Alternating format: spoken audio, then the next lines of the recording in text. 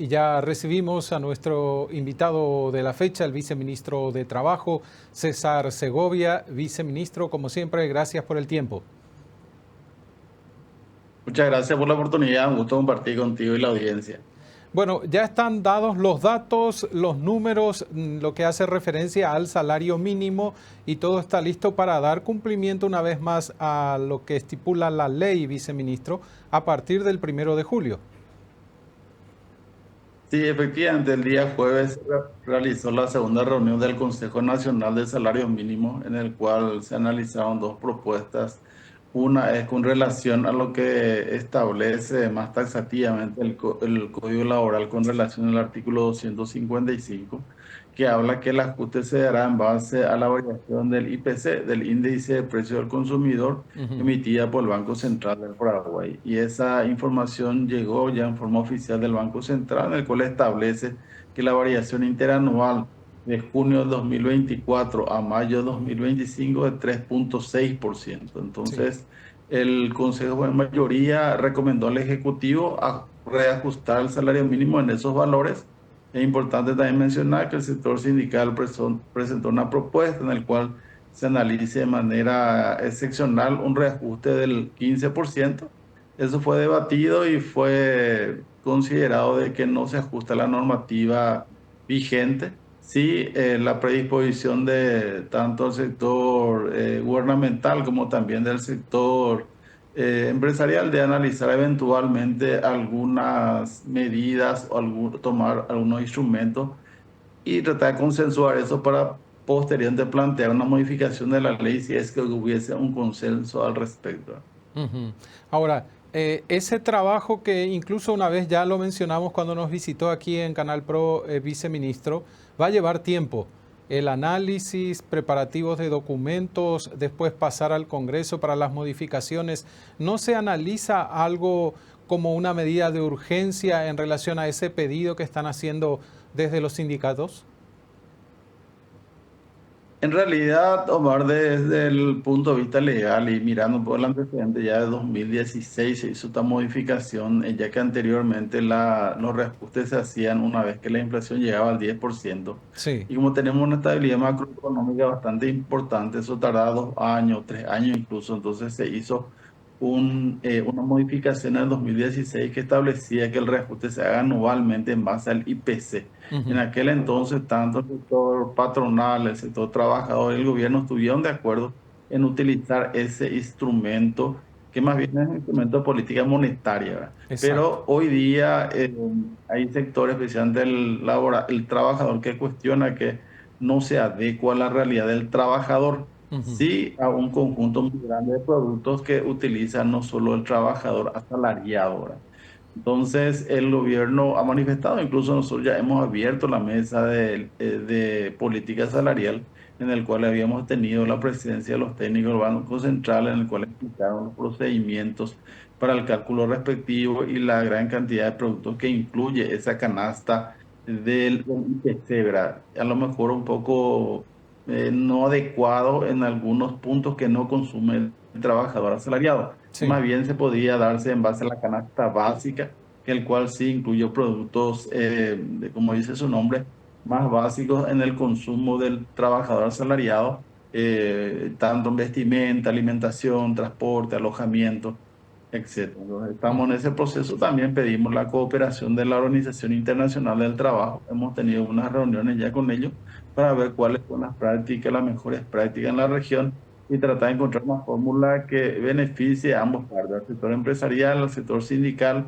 representantes de los trabajadores y el gobierno mismo que quiere una justicia o que quiere encontrar un mecanismo que permita que el trabajador tenga una remuneración adecuada, pero sin desconocer las matices o los matices, mejor dicho, que tiene nuestra economía y nuestro mercado laboral.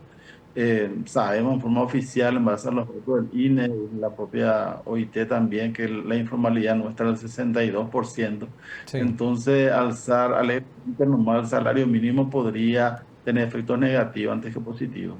Ujú. Ahora, precisamente, ¿a cuántas personas hoy en día abarca el salario mínimo o cuántas personas están contempladas dentro de lo que se entiende como salario mínimo, como contraprestación a un servicio que está dando la persona en relación de dependencia. Sí, nosotros tenemos los últimos datos del primer trimestre del Instituto Nacional de Estadística, que nos habla de 1.700.000 personas aproximadamente, que son los asalariados. Ujú, De este total de asalariados, aproximadamente el 16% son las personas que ganan el salario mínimo. Estamos hablando de 253.000 trabajadores en el sector privado, pero también que tiene un efecto inmediato, vamos a decirlo, ya que al ajustarse el presupuesto también repercute más de 17.000 trabajadores del sector público que sus contratos o sus rubros están equiparados al salario mínimo, ¿verdad? Entonces ujú, estamos hablando que podría afectar aproximadamente a 269, 500, 270.000 personas aproximadamente son los que ganan el salario mínimo. También en base a esos datos mismos del INE vemos que prácticamente 702.000, o sea, el 41% de los trabajadores ganan menos del mínimo y el 43% aproximadamente ganan más del mínimo. ujú. ¿Qué tareas están realizando ustedes, viceministro, desde la repartición de la cual forma parte para ir poco a poco reduciendo esa informalidad también en el empleo que va a incluir a más personas dentro del sistema, que las va a proteger con el régimen social que está vigente en nuestra legislación y que también le va a dar las garantías de recibir un salario digno? Sí, nosotros hemos tomado una medida, primero en el carácter administrativo, buscamos simplificar y facilitar el registro tanto de trabajadores y de empresas. Por eso, a partir del año pasado ya hay un decreto que establece que el hecho de registrarse en el Ministerio de Trabajo repercute directamente en el IPS y viceversa. También la presentación de las planillas de los trabajadores que anteriormente era anual, ahora estamos haciendo un periodo de transición de que sea mensual. Hemos dictado unas normativas que permitan tener información sobre los trabajadores en las empresas. También realizamos una serie de notificaciones a diferentes empresas sobre eventuales irregularidades que podía darse o al hacer un control fiscal con IPS detectamos inconsistencias.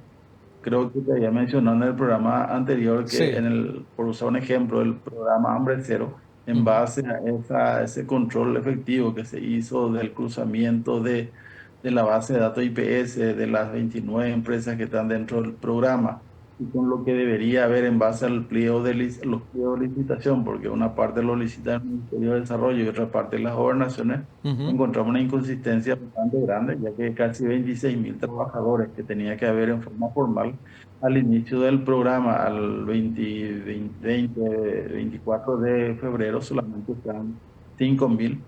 Gracias a la notificación y la verificación en terreno, haciendo actos de subsanación a la empresa, hoy día estamos a más de 20.000 ya trabajadores en la seguridad social. Eso mismo queremos ampliar en sectores como construcción, porque los datos nos permiten también a nosotros de ver que hay sectores donde hay mayor acento o acentuación en cuanto a la informalidad, el trabajo doméstico, el sector construcción, el sector comercio, son las áreas en las cuales se nota una mayor informalidad.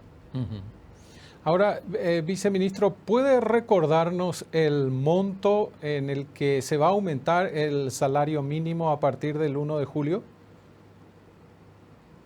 Sí, en realidad el decreto debería salir antes del 30 de junio, como Sí, establece la ley. sí. El presidente normalmente en los últimos 9 años siempre se ha ajustado a la recomendación del Consejo de Salarios Mínimos. Eventualmente podría darse algún otro criterio si es que así lo considerase, pero en base a la experiencia y el ajuste del 3,6%, estamos hablando de que los valores del salario mínimo pasarían a de 2.899.048 guaraníes. Ujú, 2.899.048 guaraníes, lo cual representa un incremento de 100.700 guaraníes aproximadamente con relación al salario mínimo vigente.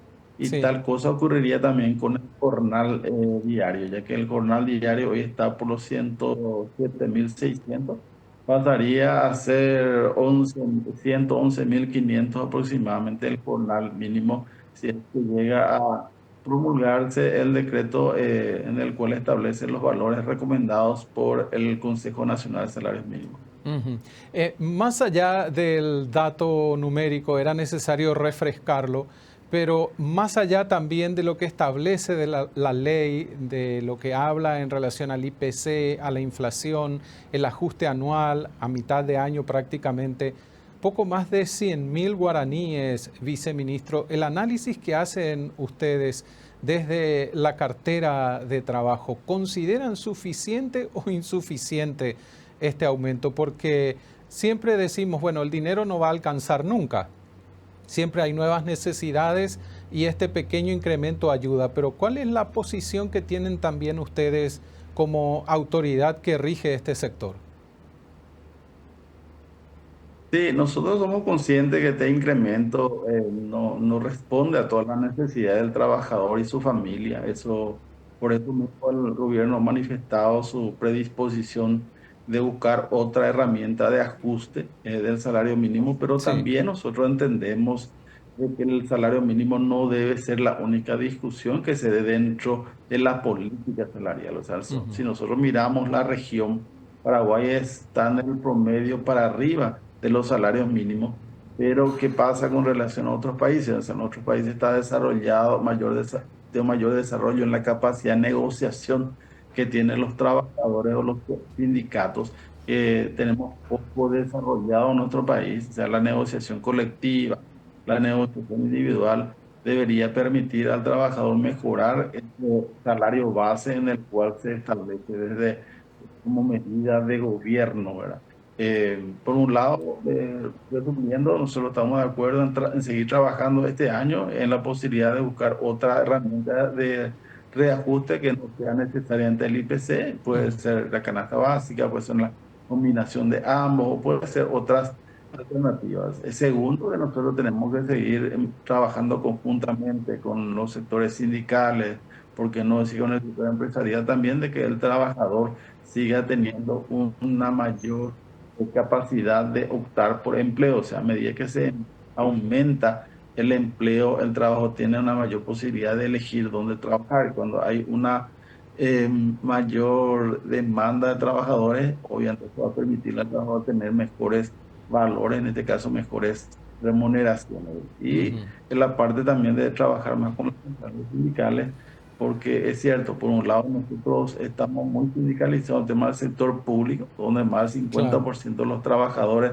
del sector público están sindicalizados, pero por el otro lado en el sector privado la sindicalización está entre el 5 y el 6%, que es muy baja, ¿verdad? Entonces, es un trabajo que se debe realizar en forma conjunta, intersectorial, para tratar de bajar los niveles de informalidad y que Ujú. mayor cantidad de personas primeramente ganen el mínimo y después se pueda ir aumentando más que el mínimo el salario promedio de los trabajadores. Ujú. Hoy día, Omar, no un pequeño dato, el salario promedio de los trabajadores del sector privado está por los 3.100.000 aproximadamente, o sea, el mínimo está llegando casi al promedio, ¿verdad? Entonces, hay Ujú. que ver política, hay que ver estrategias para que el salario promedio del sector privado aumente, ya que el promedio del salario del sector público está por los 4.500.000, un poco más inclusive.